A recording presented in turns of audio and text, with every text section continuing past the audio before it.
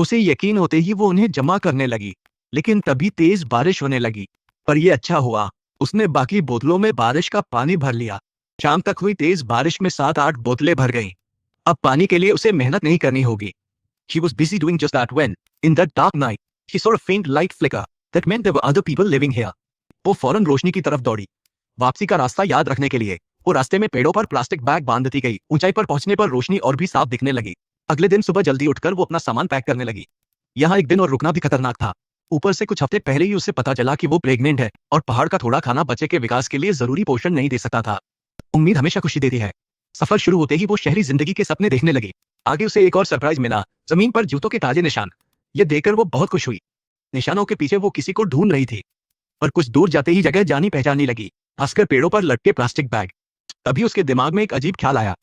उसने फौरन अपना पैर निशानों से मिलाया। वो निशान बिल्कुल उसके जूतों के थे। सच कड़वा था। घंटों चलने के बाद उसे पता चला कि वो गोल गोल घूम रही थी। बिना दिशा के यहाँ से निकलना नामुमकिन था। इसलिए उसने खुद एक कंपास बनाने का फैसला किया। सोचना आसान था और बनाना मुश्किल। उसके पास चुंबकीय स्टील की सुई नहीं थी, जो घूम ही नहीं रही थी। उसने अपने सारे सामान में ढूंढा, पर कोई चुंबकीय चीज नहीं मिली। तभी उसकी नजर पास की एक टेबल पर पड़ी। हाँ, वहां एक घड़ी थी और किस्मत से उसका बकल चुंबकीय था। अब काम आसान हो गया। स्टील की सुई को चुंबक से रगड़ने पर उसमें फौरन चुंबकीय शक्ति आ गई। इस तरह एक कामचलाऊ कंपास तैयार हो गया। यह हाथ में आते ही उसका आत्मविश्वास बढ़ा और वो फिर से निकल पड़ी। अब आंधी हो या बारिश, कोई उसे रोक नहीं सकता था।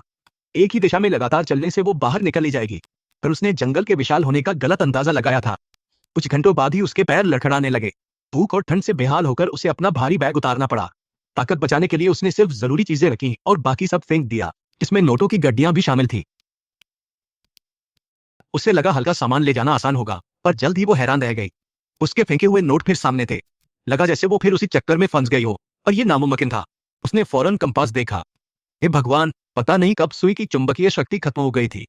वो घड़ी कैंप में भूल आई थी और पछताते हुए वहीं फंस गई थी। तभी पास से एक आवाज आई। कहीं उस भूरे भालू ने देख तो नहीं लिया। बिना कुछ सोचे वो भागी। मौका पाते ही सारा झट से पेड़ पर चढ़ने लगी। वो तो लगभग गिर ही गई थी, पर शोर मचाने वाले छोटे जानवर को देख वो अपनी बेवकूफी पर हंस पड़ी। इस हंसी से उसका सारा तनाव दूर हो गया। उसने आंखें बंद करने का सोचा ही था कि ऊपर से इंजन की गरज सुनाई दी। वो आवाज उसे संगीत से भी ज्यादा मीठी लग रही थी, पर घने पेड़ों ने वो जगह छिपा रखी थी। वो चाहे कितना भी गला फाड़कर चिल्लाती, कोई फायदा नहीं होता।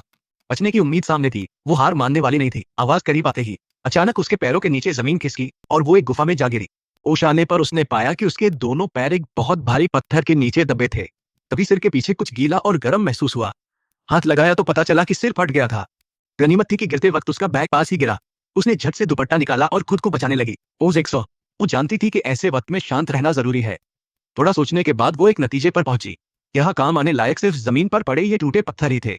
Breaking rock with rock sounded impossible, but how would she know without trying? After persistent effort, she finally chipped a small piece of that big stone. इस छोटी सी कामयाबी ने उसे उम्मीद की एक किरण दी। अब वो और जोर से उसे तोड़ने लगी। कामयाब होने पर वो खुशी से रो पड़ी। रोशन मुहाना देख उसे लगा गुफा गहरी नहीं है। She first thought of climbing up, but even after many attempts, she failed. गुस्से में उसने हाथ की बोतल फेंक दी। जमीन पर गिरते ही बोतल से अजीब सी आवाज आने लगी। पास जाकर देखा तो अंदर से हल्की रोशनी आ रही थी। वो जल्दबाजी में थी, जिसमें अक्सर लोग गलत फैसले लेते हैं। When she calmed down again, she began to move slowly outward along the crack. As the light grew brighter, she finally reached the way out.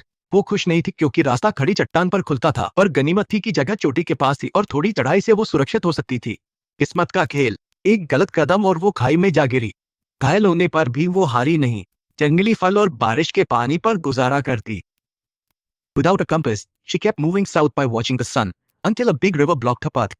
Now she left herself to fate. She grabbed a large piece of wood, held on tight, and let the river's currents carry her away. वक्त का होश न था। लकड़ी का वो टुकड़ा भी हाथ से छूट गया था। सारा की जिंदगी भी अब खत्म होने को थी कि तभी दो शिकारियों ने उसे देख लिया।